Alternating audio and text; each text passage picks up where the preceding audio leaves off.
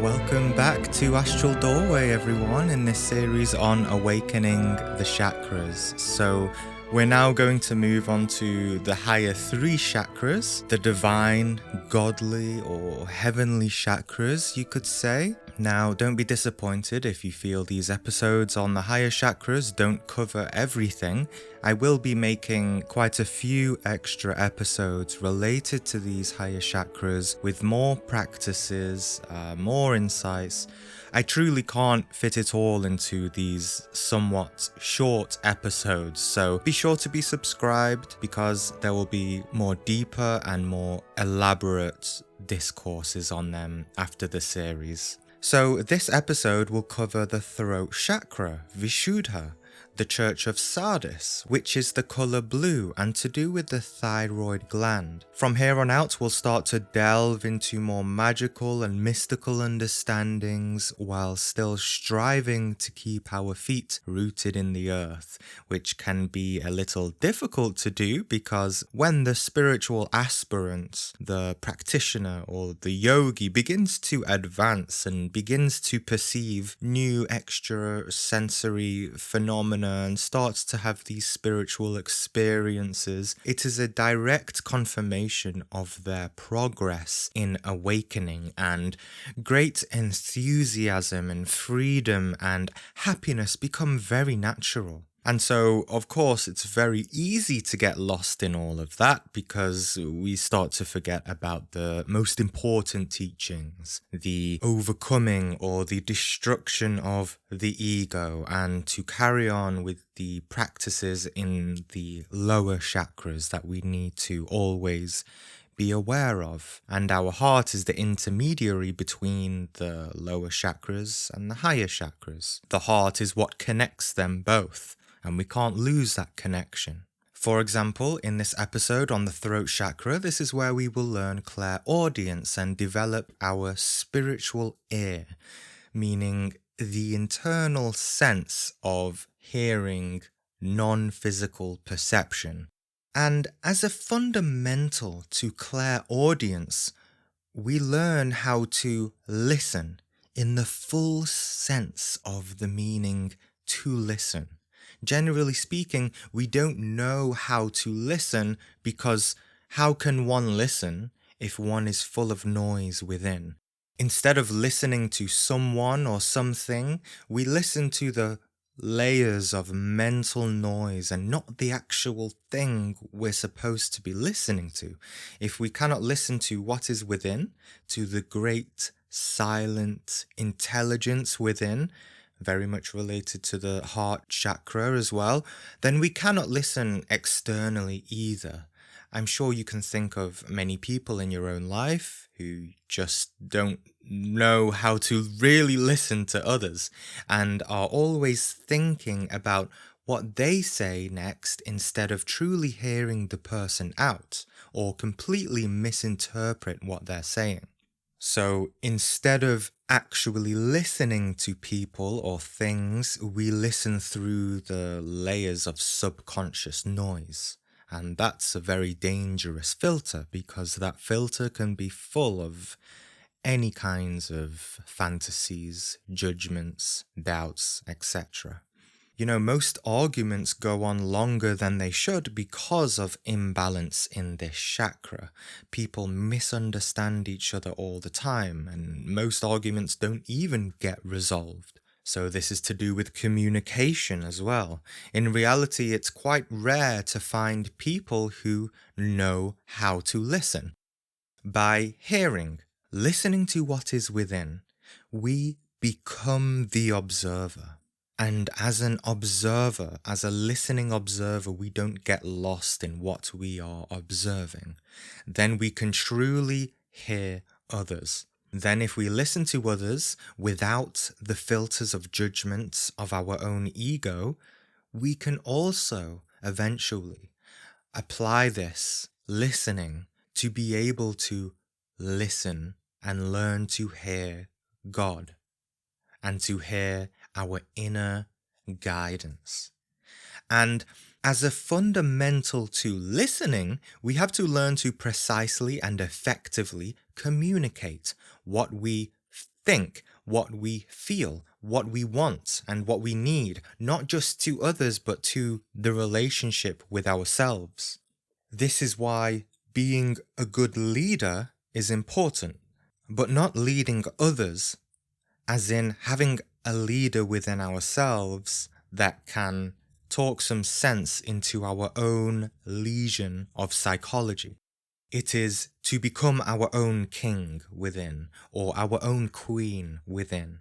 And as a fundamental to being able to communicate effectively and express ourselves effectively, in other words, to commune effectively, we have to be very honest with ourselves, and hence we can't advance onto opening the throat chakra without honesty, which of course is to do with the heart chakra and how we learned about our inner guidance and our intuitive conscience. So you can start to see how each chakra that we've been following in these episodes builds on top of each other, and how by mastering the aspects and characteristics and virtues of each one, that allows us to progress more easily onto the next energy center. We had a great live guided meditation and Q&A voice chat last Sunday, by the way. It lasted over 3 hours. If you'd like to participate in our events as well, which are twice a month, just visit the Patreon link in the description below. Also, after suggestions from a few people on the channel, and especially from Tracy in the Patreon Discord group, I've begun writing a book on awakening the chakras and kundalini. It will essentially be the same as this series in terms of information, but it will be much more ordered, structured, and many of the points much more clearly elaborated, with also more practices laid out step by step throughout the book. I'm working to get this published relatively quickly while I'm doing this series. So this is particularly for those who are saying, they learn better through reading, being sort of tactile and kinesthetic learners. And a lot of you have said you've been taking notes and watching episodes more than once to try and really comprehend and contemplate everything that's said. So I'll let you know on the channel when it's ready for purchase from Amazon. It will be modestly priced, just like my first book. Comment below if you're interested in getting the book. It will push me to get it finished quicker. Okay, so we can also understand how we're going to explore more subtle or more non-physical dimensions of reality from here on out through what kind of element the throat chakra is. You see, we've explored the 4 main elements that material science conventionally understands, which is earth, water, fire, and air. Now, remember at the start of the series, I introduced the word tattvas, which is a Sanskrit word to describe the fuller reality of these elements, which constitutes our human experience in many ways. You see, they're not just elements in a material scientific sense, but also determine many aspects of our reality. For example, if there is a lot of element of fire in your surrounding environment, not actual fire, but a lot of sun and heat, then people's behavior can be happy and stimulated, but also more prone to anger, or people may also become more laid back or lazy. The body doesn't want to eat as much food in hot weather. So there's many effects that these elements have within us and also our environment. Cooking food as well, or eating certain foods such as chilies, also creates this heat. So this tattva, this element of fire, is called tehas, the tehas tattva. The earth tattva is called Prithvi, water is Apas, air is Vayu, and the spiritual tattva is called Akash or Akasha. Now, let me draw deeper links between the chakras and the spiritual bodies. Prithvi, earth, is connected to the root chakra, which is to do with the physical body. Apas, water, is connected to the sacral chakra, which is to do with the vital body. Tejas, fire, is connected to the solar plexus chakra, which is to do with the astral body. Vayu, air, is connected to the heart chakra and is to do with the mental body. And Akash or Akasha is the element of ether and is connected to the throat chakra, which is to do with the causal body. Hence, the throat chakra is also much to do with karma because of the causal body, cause and effect, and creation through expression, vibration, and, more importantly, very relevantly, sound. So I talked previously about how Akash or ether is connected to the heart and lungs. Yes, however, this type of Akash in the throat chakra is more to do with the quality of sound and vibration in the cosmos, in the sense that sound is a vibration that creates and pervades throughout all things. Everything has a sound. You as a whole has a sound. Any object in your room has a sound which resounds at a certain frequency which it is attuned to. And you are attuned in ways too, not just with your physical body, but with your own relationship to your physical body through your essence, through your consciousness. So accordingly, just how the earth chakra is to do with our physical life, eating grains and cereals, and how water can be to do with drinking clean water and balancing our sexual fluids, and how fire is to do with sunlight, heat, rebirth, cooking food, and how air is to do with getting fresh air and the breath of life, pranayama, clear thoughts. Well, Akash, the throat chakra, is to do with sound, and hence the food for this chakra is sound. Sound in every sense possible. First, of course, being the reason why mantras and meditation is so powerful. Those are direct foods to awaken this chakra, but we also have sound as the words we say and the realities we create day to day through those words. And not just the words we say, but the words, thoughts, and beliefs we hold within.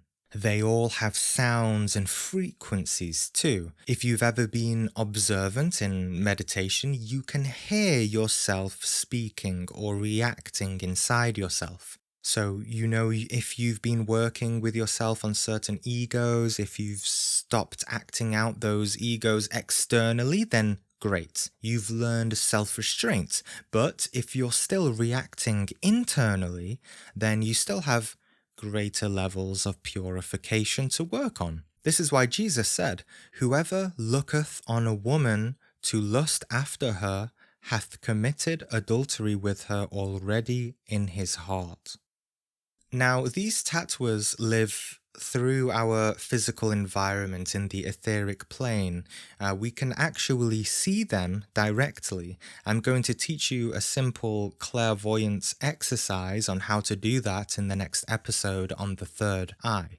But for now, to stay on the topic of sound, which I don't think I can emphasize the significance of sound enough, if you did not have sound, and I'm not just talking about what you say or think, but I'm talking about you as a fundamental being.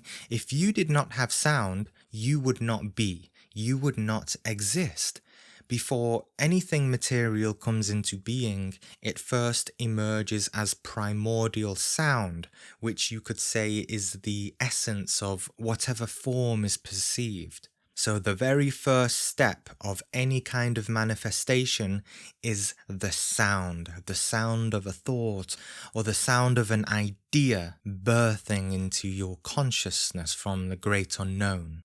Our very planet Earth has a sound which defines the totality of the vibration of Earth. You know, even modern technology has picked up the sound of the planets in space. Of course, sound doesn't travel through the vacuum of space, but they were able to detect the electromagnetic vibrations of them and convert them into sound, and what they found were beautiful. I'll play a few for you now. Now, I personally doubt these are the actual exact sounds you would hear of the planets if you used spiritual abilities to hear them, but it could be similar. Nonetheless, this is what technology has been able to record with spacecrafts in physical life. Here's the sound of Saturn.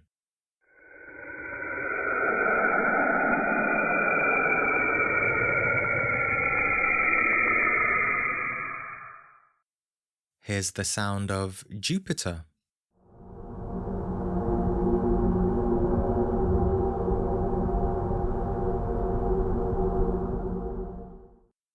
The sound of Venus.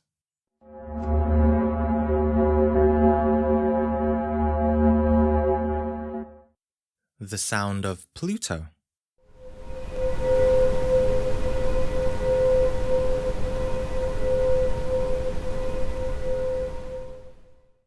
Okay, so if you'd like to hear the other planets, there's a link in the description. And what happens when we zoom out further? What about the sound of life itself on a more existential level?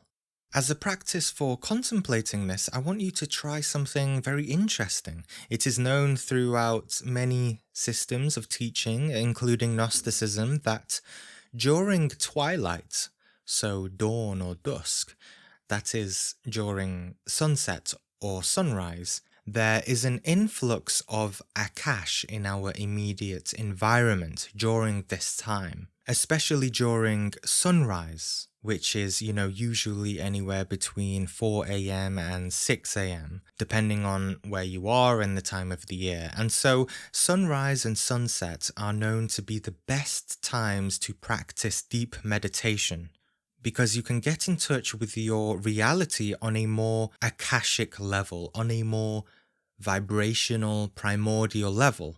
And so try this, meditating, especially during sunrise. You can even get up in the middle of the night and go back to sleep if you have to. Try it. And while you meditate during this time, focus your attention on sound. That does not mean placing your awareness outside of you, because you don't need to extend yourself to hear things, do you?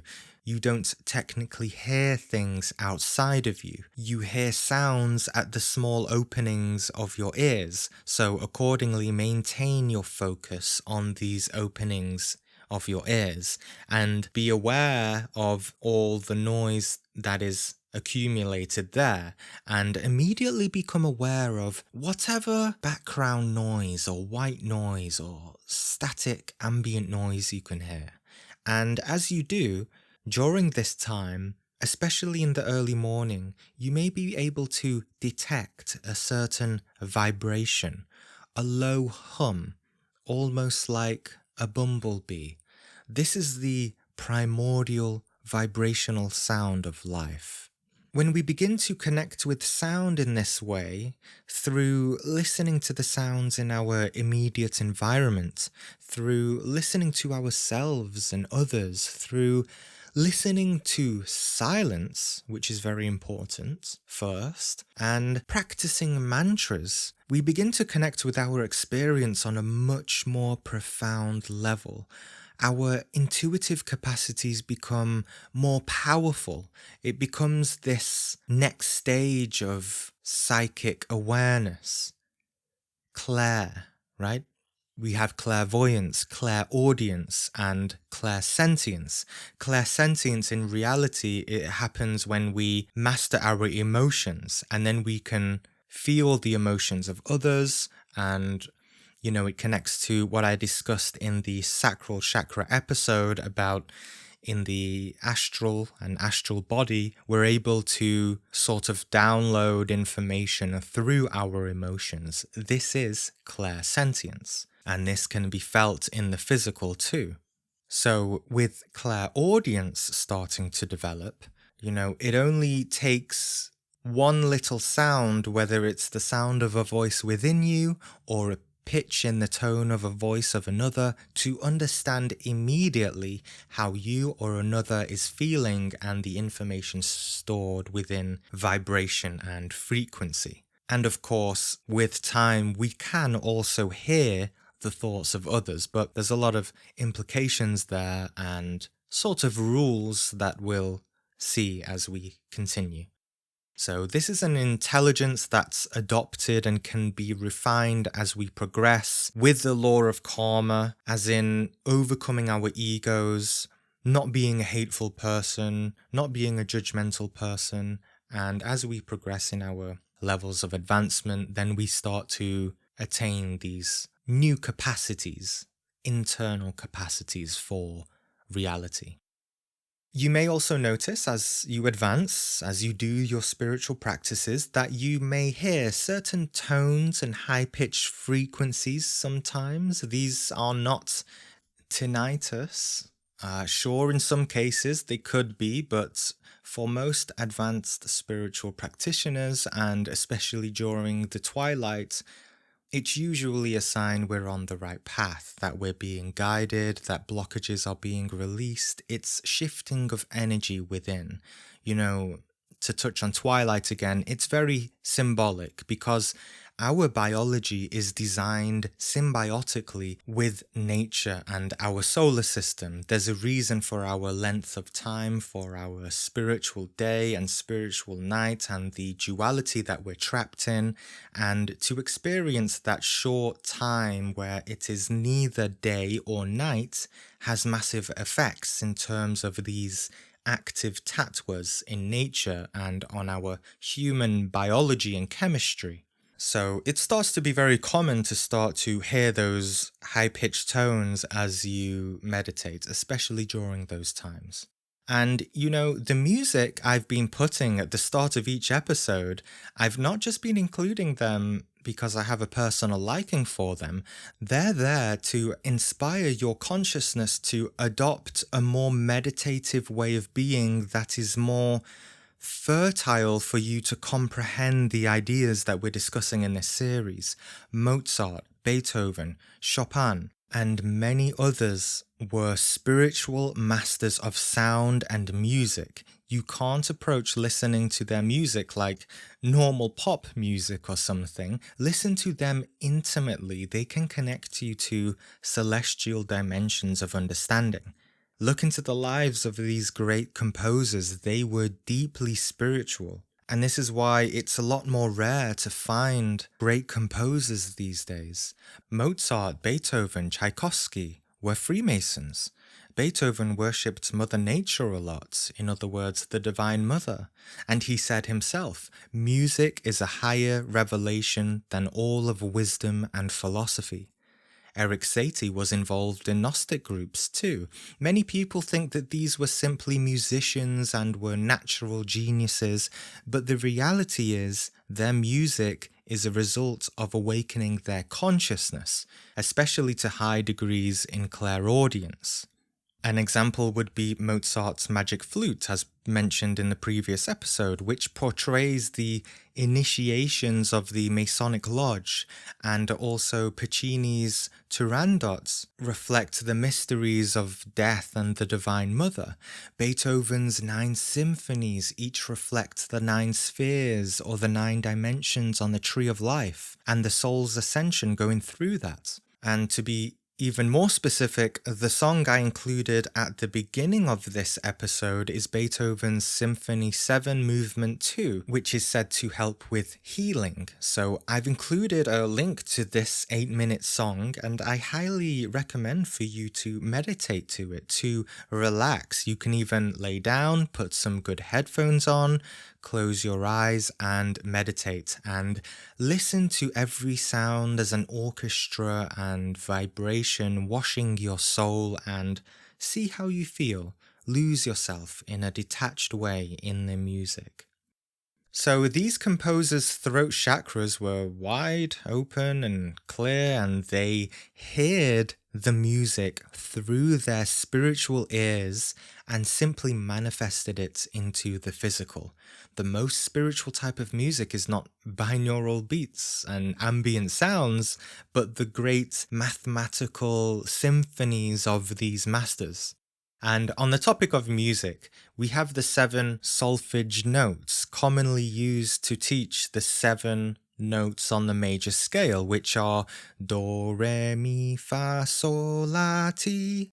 Now, this progression through these 7 notes can be applied to any aspect of manifestation in our life. For example, if you're studying for a qualification or taking up a course or doing some kind of project, the level of excitement or difficulty or level of energy required can be compared to these musical notes. So let me demonstrate, and then I'll give more examples after.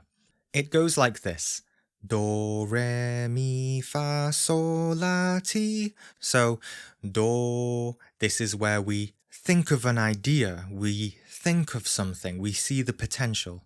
And then do, re, then it's exciting. We've made a start. We've started walking towards that sound of manifestation. The ball is rolling. And then do, re, mi. Amazing. We're making progress. And then do, re, mi, fa. And then, oh, great, we're making lots of progress, but we need to keep going. It's taking a little more effort. And then do, re, mi, fa, sol. And then you see the intensity there. This is where we probably have some difficulties. We need to keep pushing in order to finish it. And then we have do, re, mi, fa, sol, la. It's the final push, you see? Almost finished. The most intense part. And then do, re, mi, fa, sol, la, ti. And that's the crescendo of manifestation and silence. Done, finished, completion, triumph, victory. And commonly when they teach this in music, they end actually with do again, back at the start. So like do, re, mi, fa, sol, la, ti, do. Like that, meaning we're back at the original point, but at a higher octave, a higher frequency, where our initial intent, our initial idea has now manifested as a physical reality. So we can apply this to absolutely any progress or stages in life, whether it be the stages of an intimate relationship, a certain project you have, a business, going on a trip. It even applies to our entire life, with the midlife crisis being a reflection of those notes in the middle of the 7 scales of music. We can apply this to our day when we wake up. We're usually happy when we first wake up, then we deal with challenges, and then we sleep, completed, we relaxed, one day finished. We can apply this to years. Everyone's happy and celebrates at the start of the year, right? We got through it, and then we have a new year coming. Then the year has its challenges. 2022 has already been crazy, right? Well, if it's like this already, I don't know what else there is to expect, but I expect there is going to be much more of that craziness this year. So let's see. And we can apply this to our birth year, our personal birth year as well. You celebrate your birthday, very happy, and then notice how towards the last quarter of your birth year, in other words, the few months coming up to your birthday, is usually your most difficult. That period of your year usually has the most personal challenges for you, and is usually when you get the most illnesses as well. It might not apply to everyone, but try and notice. Comment below if you just realize that's true in your own life. Maybe your birthday is next month. Are things a little more challenging, maybe just emotionally or circumstantially or health-wise? It's usually the case if you notice. Another example, do, re, mi, fa, sol. soul is the fifth note, and doing the fifth chakra, the heart chakra episode, I experienced difficulties completing that episode because I almost delayed that episode. There were physical circumstances getting in my way, certain struggles. But I knew somewhat. I didn't expect, but I suspected there may be something happening during that time because I'm always aware of these stages throughout completing things in life. I always see it. I lived in China for a year and Korea for a year, and the stages of pushing energy in order to move to another country took time and effort. And when I got on the plane to go there, I could feel that last crescendo note, that feeling of, I can breathe, I've done it, all my efforts have paid off, I'm finally going.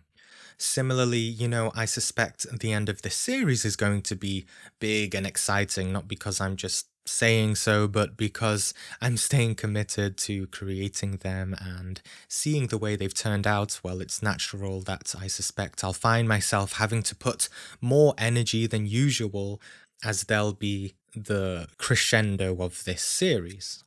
And apply this to the spiritual awakening of humanity. There's a lot of talk of the new age and a new earth. Well, that's not going to come through peaceful means. If you think that whatever you're seeing in the world today is overwhelming, well, just wait. Things will be intensified in order for us to progress. And even if there is any peace at all, that peace will be intense. So it's all about that musical scale. Things will always become more intense in order for change and manifestation to take place. Remember that we also saw how the solar plexus and the heart chakras have that inner battle for our soul. That inner battle as our kundalini rises past these regions. Well, on a global external scale, external conflict will also manifest, hence why we're seeing war in various countries. This is why it's wise to be prepared for whatever could happen and not be displaced and internally affected by physical circumstances. So, with the sort of crescendo of this musical note of manifestation, of where we put in efforts and we put in, a bit of struggle in order to attain or realize something, life, wisdom, spiritual self-realization, intelligence is all best experienced in those last notes, in the distillation, in the synthesis, in the essence of whatever you've been learning or making efforts towards. They're all experienced in those end notes. So this is why it's important to have willpower to not just start something and never finish it. Otherwise, it sort of hurts our self-expression. And of course, the higher we go in the chakras, the more we come to a whole and distilled, synthesized understanding of them. And we turn that, combined with personal experience, into direct, livable knowledge, gnosis. Well, there is so much I can say about this inner sound that we can listen to. I'll leave a couple of very interesting links for Shabdi Yoga, which is very relevant to all of this. It's all based on connecting with the celestial sound of the cosmos and immersing our consciousness in it, and in doing so, transcending the perception of physical limitations altogether, leading to deeper and higher degrees of enlightenment and bliss. Now, there are some very specific illnesses that occur when this chakra is out of balance, and I've seen this a lot with people that I know, and it's so very obvious to me why these people are getting these occurring issues, especially when considering certain behaviors. The most common one being health problems related to the thyroid, and I say that emphatically because I've known several people throughout my life who communicate and express themselves and more specifically speak with such a strong negative emotional charge quite often. whether it's about personal problems or world affairs. And it's not just, every now and then. In these people I've known, it's constant, it's so compulsive. And it seems that when they're not saying their continual compulsive problems out loud, they're saying it in their head. And you can just sometimes even see the thoughts that they're in with this very negative charge in their body. Such people, I don't want to talk badly about people, I'm just using it as an example, but, such people rarely have good control over what they say. They have a sort of verbal diarrhea, you could say, and it's really no wonder they get imbalanced thyroids, imbalanced throat chakras, because they're completely abusing the gift of the voice and its power to express and create through sound and vibration, as we've been seeing in this episode. Remember the water experiments by Dr. Emoto, and how these sounds and words and intentions, and whether they are positive or negative, have either healing or destructive effects on the molecules in the water, and that our physical bodies are mostly water. So other problems related to this chakra could be, but not explicit or limited to, sore throats, ear infections, sinus infections, jaw problems, etc. But the main one is the thyroid gland, because that is, one of the main 7 endocrine glands of the body, hugely responsible for many of the processes and regulation of hormone secretion throughout our biology.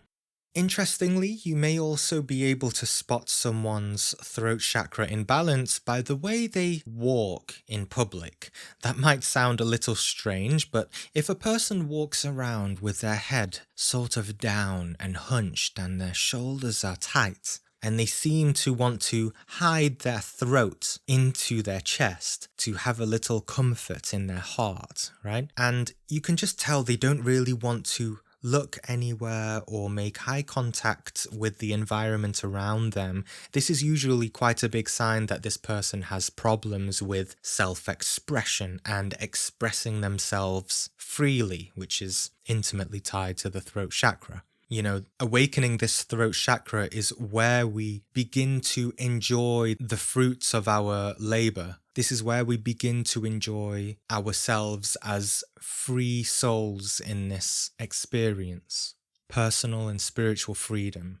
So you can kind of see when people, have problems with expressing themselves freely. Freedom in the sense that, a person has personal freedom. They don't care what other people think about them. And, ultimately, not caring about what people think of you really means you've given up judging yourself. So, yes, of course, this world is terribly hostile, unfriendly, intimidating, hateful, but all of those challenges exist regardless, and they'll always be there, and it's important to not be affected by whatever is around us and whoever is around us, whatever is happening in the world. There's a lot of ego of pride tied into that. For example, if I get criticized by, the work that I do, because, I don't know many spiritual people in my personal life, and I get comments sometimes, of course, about that I'm a bit of a kook, or I'm into strange things, but I have to observe very carefully, because, if I get offended by that, that's the ego of pride. I have to be very understanding and be okay with people perhaps hating me, judging me, saying things. That's okay. If I wasn't okay with that, I'd have a problem with my throat chakra. I'd have a problem with self-expression and speaking the truth, my own truth, and my own joy and passion. So you can probably draw links to your own personal examples as well. So, whatever is around you, whoever is around you, whatever is happening in the world, forget it all if you want to flourish as a full human being. Self-expression should come from a pure and free place, way beyond the limitations and judgments of the ego, whether it comes from you or other people. We should act according to our conscience, our inner being. So all of this really ties into our relationship with our physical body and our environment in the root chakra as well. And being in touch with our emotions in the sacral chakra, personal power as we saw in the solar plexus chakra, and being true to ourselves in the heart chakra.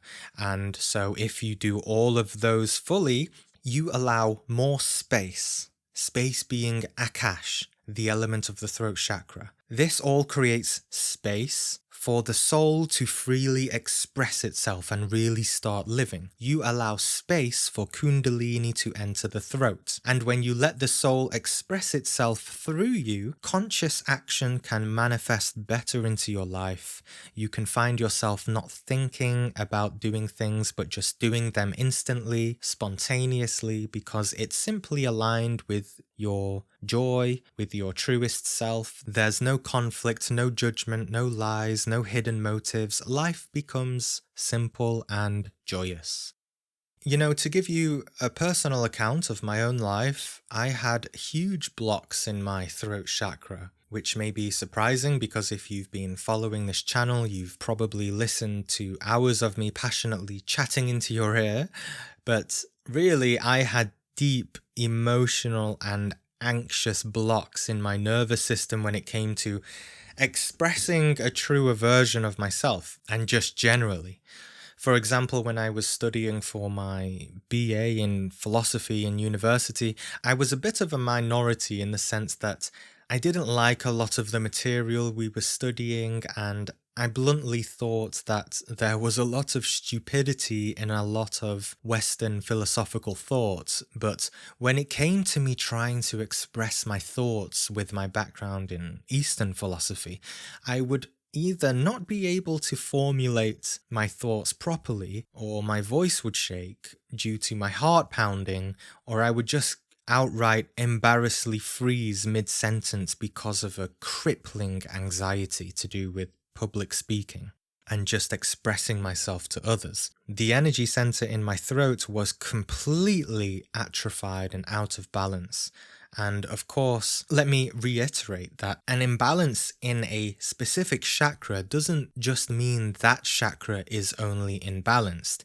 It implies that the chakras under it are also imbalanced. Because of course, in my case, that crippling anxiety was totally to do with my own ego of pride, superiority, shyness, and just general fear of what people thought of me, and more fundamentally, an inherent judgment of myself and lack of self-knowledge. It wasn't until years later was I able to heal that through, yes, spiritual practice, but also putting myself out there despite my fear and conjuring up courage regardless of my fears. So I just wanted to give my own anecdotes to also emphasize that never give up on something just because of fear. Never. If you think you have some kind of imbalance or weakness, that weakness has an opposite spectrum of manifestation, meaning the more fearful or weak something is within you, if and when you transmute, overcome, transcend that awareness, transcend that weakness, it won't just manifest as a tiny little virtue. A big weakness turns into a strong virtue. A big weakness turns into a big strength. It will transmute into something on the opposite polarity of weakness. So this spiritual awakening and growth leads us to seeing duality and polarity in our lives, and then choosing what end of that polarity we're going to live. For example, an angry person, through transcending anger, becomes peaceful and serene. A very angry person becomes very serene. A lustful person becomes a faithful person. A hateful person becomes a loving person. A person who struggles to express themselves becomes very articulate. So all ugliness turns into beauty. And of course, a deeply suffering person becomes a deeply liberated and enlightened person. And so it's in the throat chakra we are able to comprehend all of this through the actions and manifestations of self-expression and the way we conduct ourselves internally and externally. So to start to get onto the practices for this section, as we've been seeing, this chakra is to do with self-expression. This self-expression is something we have to understand carefully because it's to do with our conduct, behavior, and ego. And when it comes to developing internal psychic powers to perceive sounds and even thoughts of other people as a form of clairaudience, we have to be free, totally free from judging others. And it can be very easy to fall into false interpretations of what we're hearing internally. So, as repeated throughout this series, we have lower unconscious energies using the chakras. And so what are the negative manifestations of the throat chakra? Well, it's when we listen to voices that don't tell us the truth, or to use our actions to manipulate reality or other people according to our hidden unconscious motives. And similarly, if we're trying to listen to the thoughts of others because we are just nosy, or that we think we are like some kind of gods, then, what are you doing? What is the purpose behind that? You have to be a totally respectful person internally. And then what if you just do happen to hear the thoughts of others because it's just in your environment or people are sending you thoughts? And as you're hearing those thoughts, but we have within ourselves subconscious jealousy, hatefulness, distrustfulness, suspicions of people, then those perceptions can be perceived as false reality because we're really just hearing the sounds of our subconscious minds. As said at the start of the series, those thoughts are coming in through the filter of our own egoic judgments. And this is even made worse, especially if we're prideful too, and we claim to have supernatural powers. One might say something like, oh, I think a person is evil or trying to do something malicious because I heard his thoughts in my mind, because my clairaudience never fails me. I'm a great psychic. I'm always right. Okay, so it's important that we have the capability to sufficiently analyze and differentiate between fantasies and reality, between fantasy and objective imagination. I'll leave a good resource, a good link below, which you can read about the difference between fantasy and conscious imagination. And through understanding it, we can understand that, in that example I just gave, how such a person has just penetrated into their subconscious thoughts where their own mental creations live, and they're not really perceiving anything outside of them. So this takes a certain level of advancement or refinement, and it's necessary to never pass judgment against anyone. Do not judge in order to not be judged. And if we don't know how to remain in silence, externally and internally, then external extrasensory phenomena is not easy to discern from internal subjective phenomena. So the foundation is in inner silence, to be rooted in nothingness, rooted in samadhi. And to add to this complication of the ego, these powers, paradoxically, are attained by not desiring them. They are instead developed with consistent practice and inner silence. So this brings us on to the most basic practice for this, which is meditating on or listening to silence, and also practicing inner and outer silence throughout our day, perhaps not speaking for some time, not thinking, and also just noticing that space created in your life. Don't you think it's peculiar that when there is silence around us, perhaps at night or when we go to bed, we don't notice it? We don't notice the silence, the space around us. And if you pay attention, it's because we're absorbed in dreams of the ego. We're absorbed by the mental noise of our own fantasies. Now, before we go on to 3 mantras that we have for balancing the throat chakra and awakening clairaudience, I want to introduce a basic nostril breathing exercise which you can incorporate into pranayama before you meditate. This simply involves closing one nostril with your thumb or finger, whichever. So simply go to almost pinch your nose, as seen on the screen, and close one nostril. Then inhale through the other that is open. You can count to 5 seconds if you'd like. You will notice by holding one nostril shut that air, that prana, is able to more vigorously enter the lungs and that you're more able to inhale and exhale for much more longer. So by doing this, you can have much more satisfying and deeper breaths.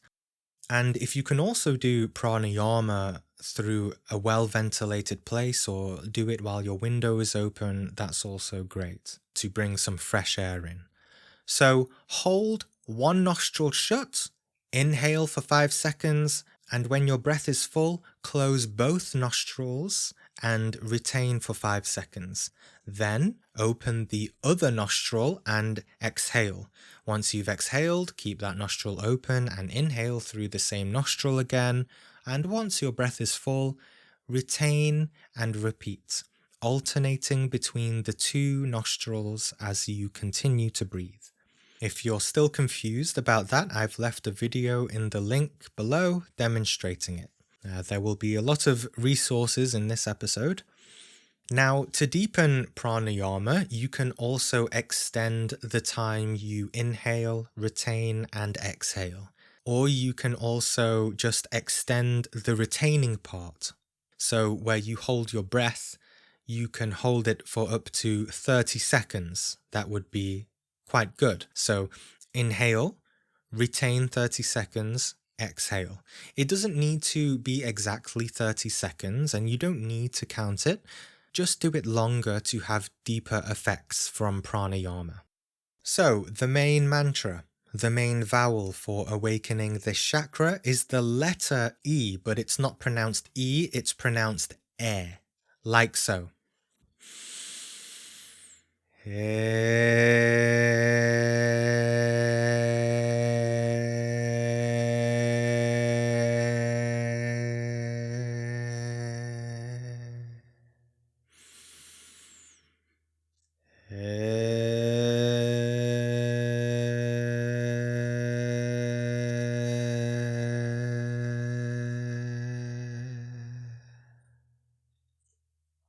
Focusing on the throat in deep meditation, as we've been looking at in the previous episodes.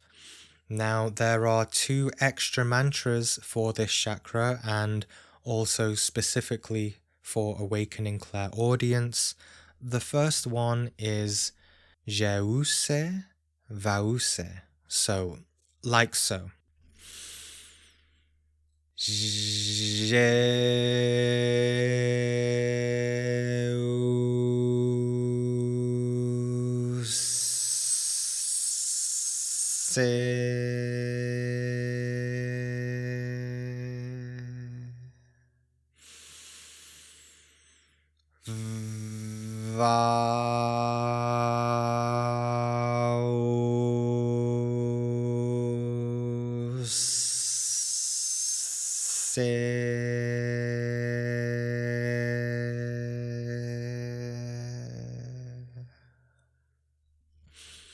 Now, with this mantra, while in deep meditation, almost in a state of slumber, you can focus on things that you'd like to hear, whether it be the sounds of birds near you, rustling of trees, or even the voice of your friends who live far away. Or you can also strive and focus on hearing certain masters or beings.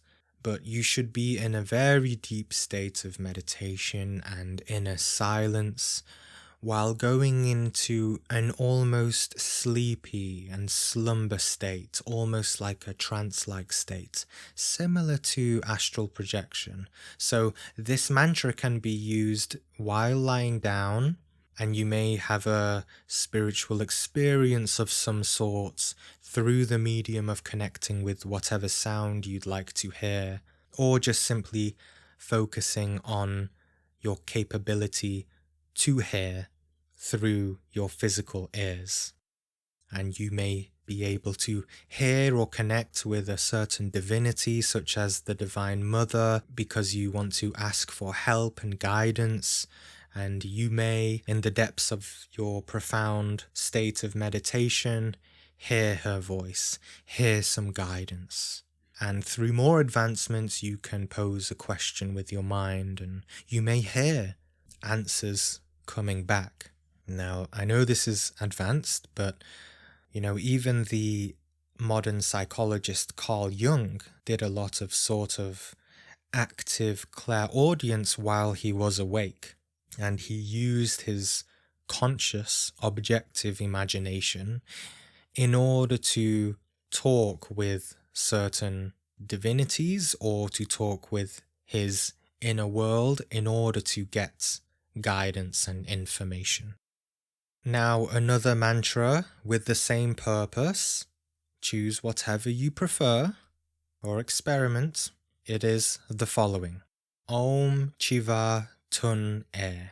So it's pronounced like this, with the vowels being what should be prolonged. So, like so.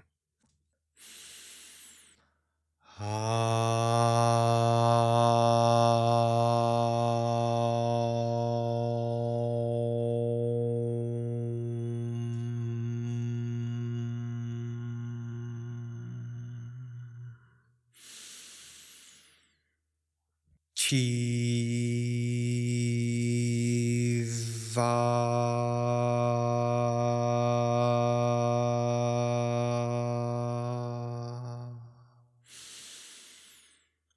Tun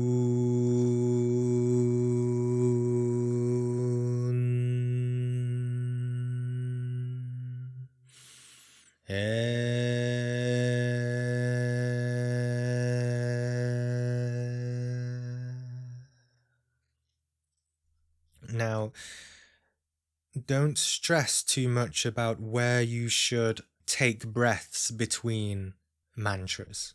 You'll find that if you are able to enter deep states of meditation, just try and follow the mantra as best you can, taking breaths where you need to.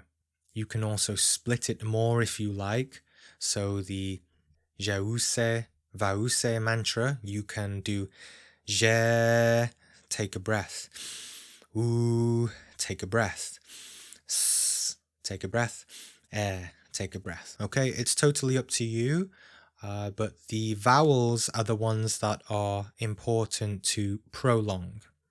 Okay, so as said, this is quite advanced because usually our minds are very loud. It takes a good amount of stable and profound and consistent meditation, so don't expect you'll be able to hear things right away. When it happens, you'll know by hearing it, and you just will know that you're not fooling yourself because you'll be so deep and in control of your own mind and being that you'll hear a totally random voice or sound just as though it's in the physical. Remember, this isn't something you need to pursue aggressively or ambitiously. It's just an ability that can arise from spiritual devotion and meditation, with these mantras boosting that a lot. Remember that silence is just as important, so I recommend building a good, comfortable foundation with that first. Enjoying external silence and Attaining internal silence is more important, really, especially when we're beginning. A lot of people like to use ambient music for meditation, but try to get comfortable and accustomed to pure silence. It's the most powerful type of environment that you can meditate in, especially since everything comes from nothing, right? All music, all noise derives from silence. So you're getting in touch with Akash. You're getting in touch with the source of creation rather than manifestations of sounds and music and noise. You're getting in touch with the causal plane. You're getting in touch with the cause of things rather than the effects of things, whether it be the effects of your ego and things like that. You want to get in touch with the causes of your ego, and that way you comprehend your own nature, why you're acting in certain ways, why you have certain sufferings, etc. So, thank you for the following, for joining on Patreon this week.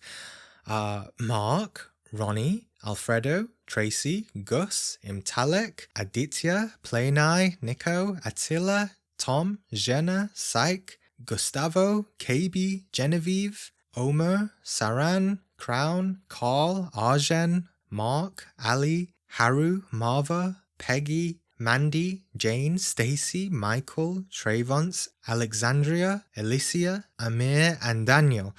Wow, thank you so much for supporting the channel, everyone. This is all made possible because of you. Be sure to be subscribed, everyone, and I will see you on the next episode, which will cover what I'm sure is the most anticipated and talked about chakra, the third eye.